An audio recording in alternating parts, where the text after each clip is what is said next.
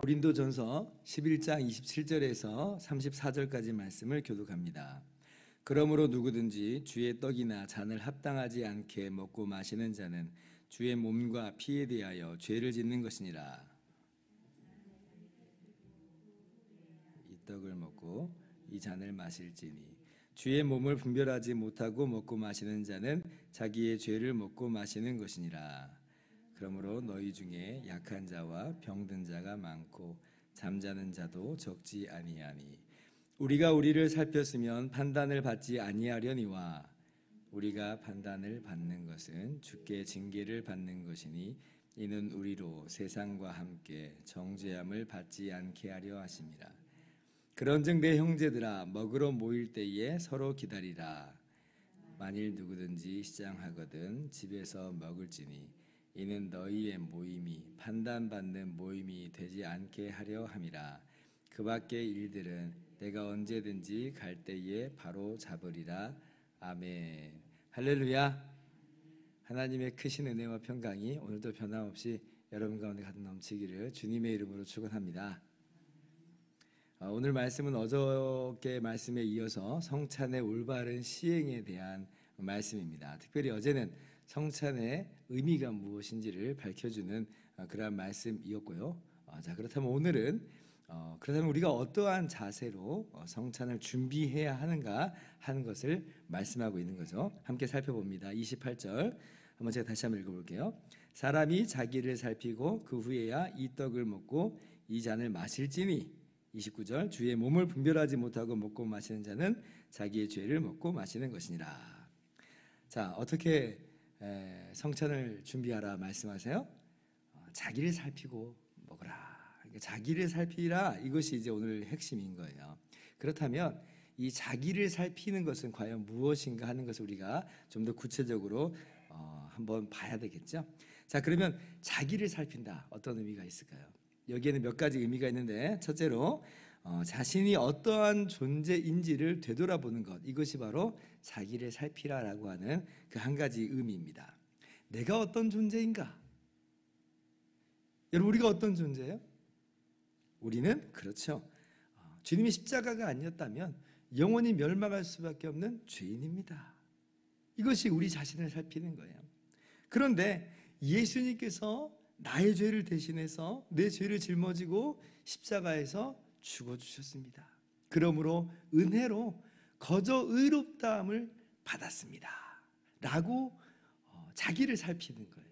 그러니까 자기를 살핀다고 하는 것은 죄인이지만 거저 은혜로 의롭다함을 얻은 자입니다 라고 하는 그러한 분명한 자기 인식을 가지고 이 성찬을 대하는 거죠.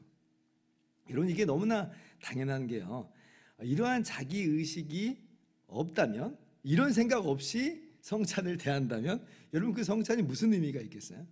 아무런 의미가 없는 거예요. 그냥 떡 먹고 포도주 먹고 그냥 다른 일반 식사하고 전혀 다를 바가 없게 됩니다. 그러니까 이러한 자기 의식을 가지고 성찬을 대해야 그것이 정말 성찬의 바른 의미로 성찬을 대하는 것이다 라고 하는 것이죠. 그래서 우리는 매 성찬 때마다 이렇게 자기를 살펴야 됩니다. 나는 죄인입니다. 그러나 주님의 십자가 공로로 거저 의롭다함을 얻었습니다. 그러니 이 성찬을 대할 때마다 성찬 때 떼어지는 주님의 이 몸된 떡과 흘려지는 주님의 핏잔을 먹을 때 그게 그렇게나 감사한 거예요. 나를 거저 의롭다 하여 주시는 주님의 몸과 피를 먹고 마시는 거잖아요. 복음을 먹고 마시는 거거든요. 그러니까 이 성찬이 그게 의미로서 크게 다가오는 거죠. 그래서 이것을 29절에는 주의 몸을 분별하고 먹는 것이다. 이게 그냥 단순히 떼어지는 떡덩어리, 포도주 잔 정도가 아니라 이것은 바로 나를 위해서 대신 찢기신 주님의 몸이다. 주님의 십자가 대속임을 우리가 이 성찬을 통해서 깨닫고 감사로 먹는 것이다라고 하는 것이에요. 이것이 바로 자기를 살핀다라고 하는 그 첫 번째 의미입니다. 두 번째로 자기를 살피는 것은 또 어떤 의미가 있냐면 주님의 십자가 대속으로 이렇게 우리가 거저 의롭다함을 얻었잖아요. 그렇다면 내가 과연 지난 한 주간의 삶, 또 그리고 지난 한 달간의 삶을 돌아볼 때에 주님의 몸된 지체로서 바르게 살고 있는가 하는 자신의 삶을 돌아보는 것이 또한 자기를 살피는 거예요.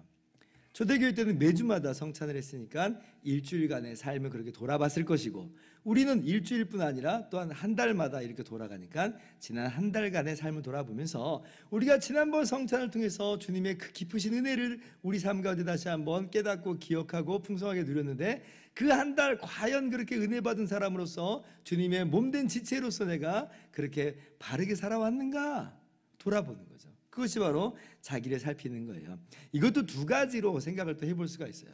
첫 번째는 어떠한 삶이냐면 개인적 차원에서 그렇게 자기를 살피는 겁니다. 개인적인 어떤 윤리와 도덕적인 그런 영역에서 내가 과연 주님의 음성을 듣고 살았는가, 내가 주님의 백성답게 이 땅 가운데 살았는가, 그렇게 거룩한 존재로서 그렇게 살기로 정말 성장하고 성숙한 삶의 모습으로 나아갔는가, 이걸 돌아보는 거죠.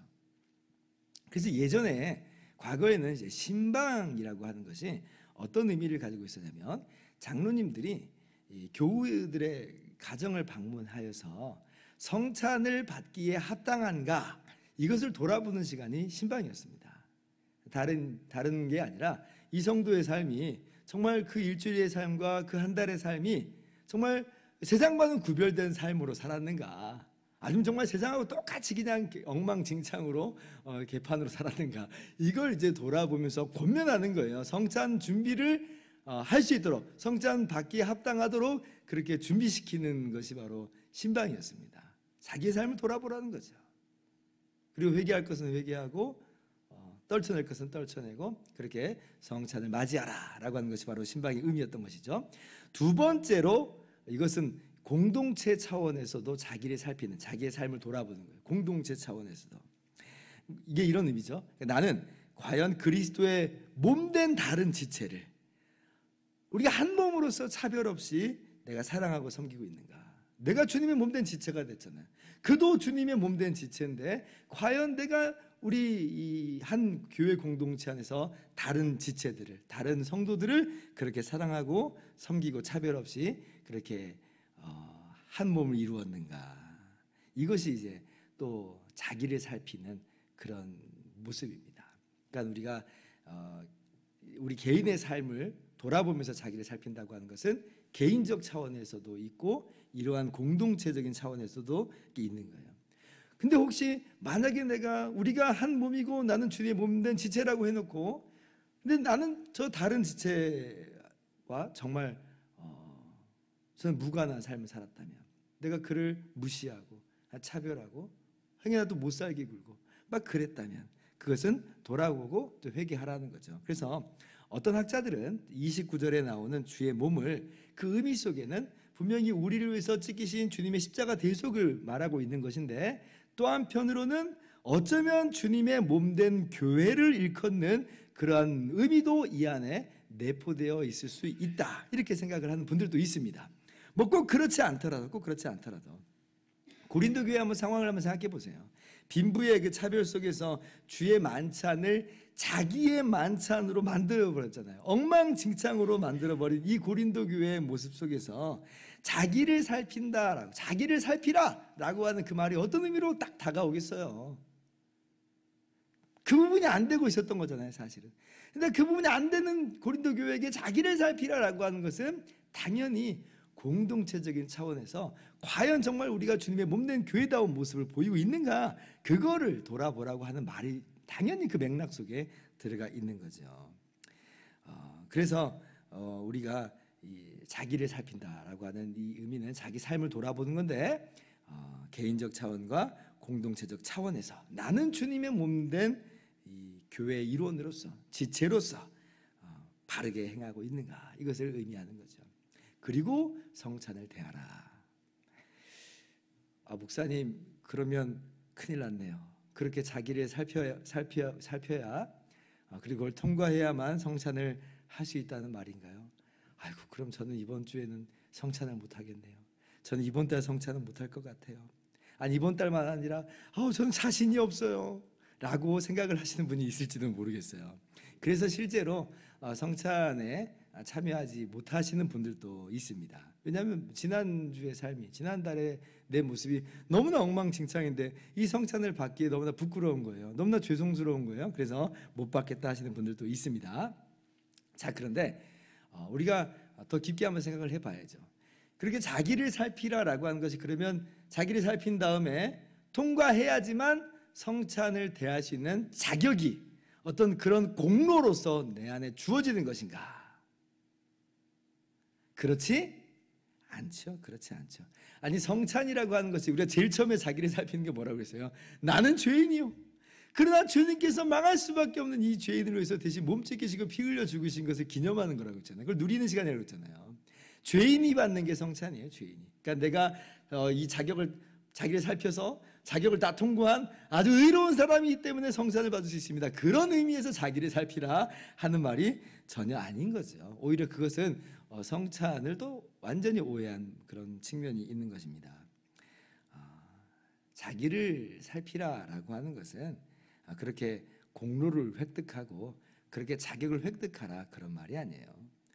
돌아보고 회개하라는 거죠. 회개하라. 그 죄악된 삶을 깨닫게 됐다면 회개하라는 거예요. 회개하고 결심하라는 거예요. 결심. 정말 내가 너무나 죄악 가운데 살았습니다. 개인적 차원에서 죄를 지었고 공동체 차원에서 참 죄를 졌습니다. 회개합니다. 그렇게 살지 않기로 결심합니다. 그런 자세로 성찬을 대하라는 거죠. 의로워서가 아니라 회개할 것은 회개하고 결심할 것은 결심하고 그렇게 성찬을 대한다면 그것이 얼마나 또 그 성찬 가운데서 하나님의 그 놀라운 은혜가 주어지겠어요. 새 힘을 부어주시는 거예요. 내 힘으로 정말 너무나도 연약해서 할 수 없는 그 부분을 주님의 몸된 떡과 피잔을 나누면서 그 은혜가 내 안에 이미 들어와 있음을 믿고 주님이 내 안에 함께 계심을 믿고 하나됨을 믿음으로 그 힘을 힘입어서 그렇게 죄악의 사슬을 끊어내고 살아갈 수 있는 힘을 그 안에서 영원한 생명으로 공급받는 것이죠. 그래서 자기를 살피고 성찬을 대하는 것이 참 중요합니다. 그러니까 아무 생각 없이 성찬을 대하면 그냥 이 성찬이 그냥 음식 먹고 끝나는 시간으로 끝나버릴 때가 너무나 많아요. 그럴 수밖에 없어요. 그러나 자기를 살피는 것, 나의 죄인됨과 오직 주님의 십자가 공로를 살피는 것으로 또 그리고 나의 개인적 삶과 나의 공동체의 삶을 돌아보면서 회개할 것은 회개하고 결심할 것은 결심하면서 주님의 은혜를 구하면서 성찬을 대하면 그것이 하나님의 놀라우신 은혜를 받는 시간이요. 그 생명으로 풍성해지는 시간이에요. 우리가 매달마다 성찬을 우리가 대할 텐데 이러한 준비의 모습으로 성찬을 준비하시고 그렇게 참여함으로 말미암아 놀라운 복과 은총을 충만하게 누리시기를 주님의 이름으로 축원합니다. 기도하겠습니다.